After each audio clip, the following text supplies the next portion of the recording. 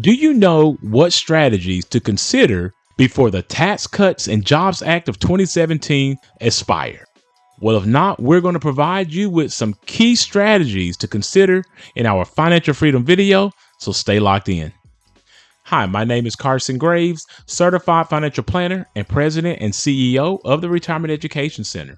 And my name is Andrea Graves, Director of Operations at the Retirement Education Center. For additional concepts on how to maximize your retirement, please subscribe to our YouTube channel and hit the notification bell to be notified when we upload new videos. Now, Carson, the Tax Cuts and Job Acts of 2017 brought about significant changes to the tax landscape, but today you want to point out that it also has significant changes to retirement planning strategies as well. Yeah, especially with this bill set to expire at the end of 2025. Now, I want to point out today, Andrea, just 3 important strategies that I think people should start to consider or implement in order to make sure that when or if these changes do take place, it's not going to wreck their entire retirement plans. But before we talk about these 3 important strategies, there are 2 rules to retirement income that we like to give you. And Andrea, what are those 2 rules?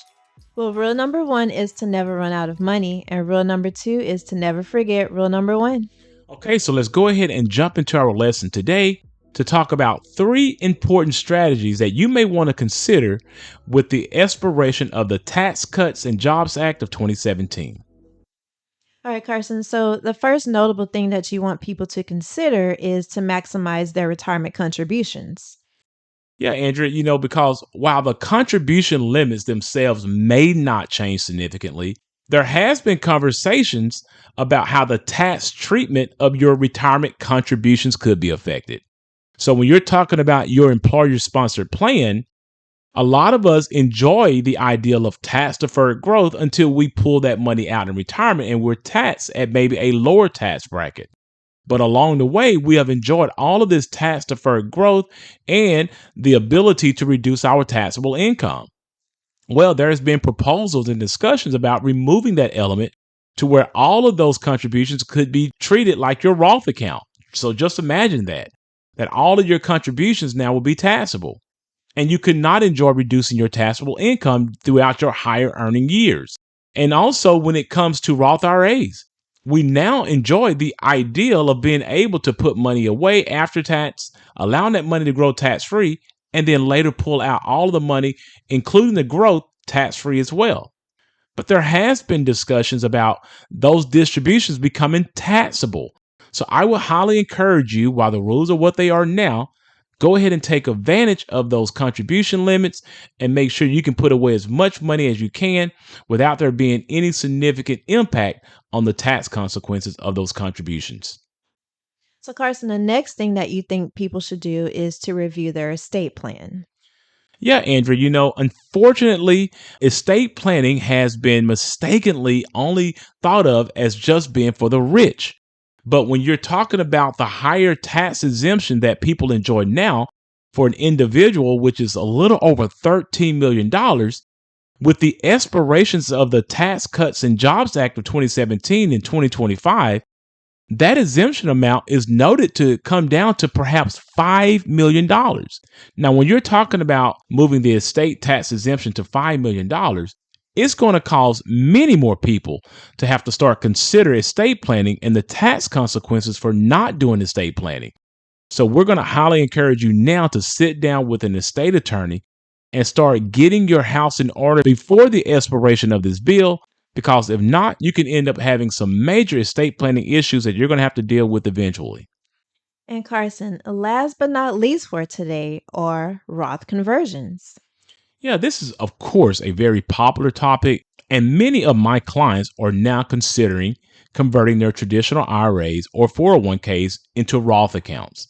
Now, of course, if you are considering doing a Roth conversion, it will bring about an immediate tax consequence for you, but at least it's going to be at the lower tax rates that are known now.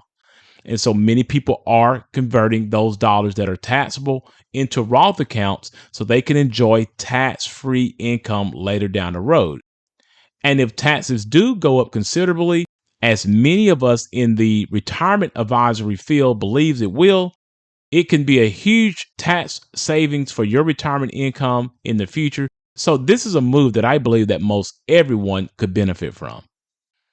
All right, Carson, so what's the moral of this video?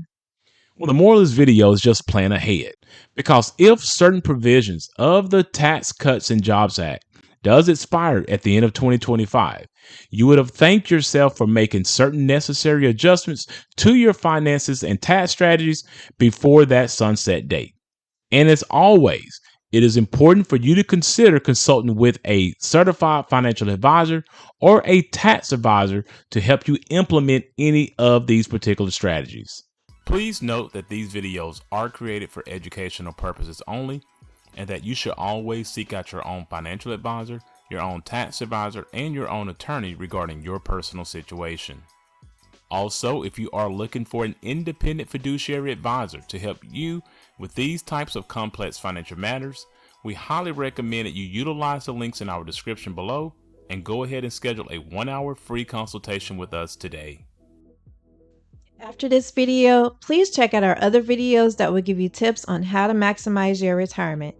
And if you like this video, please give it a thumbs up, subscribe to our YouTube channel, and share it with a friend. Thanks for watching, and remember, if you have questions, We have answers.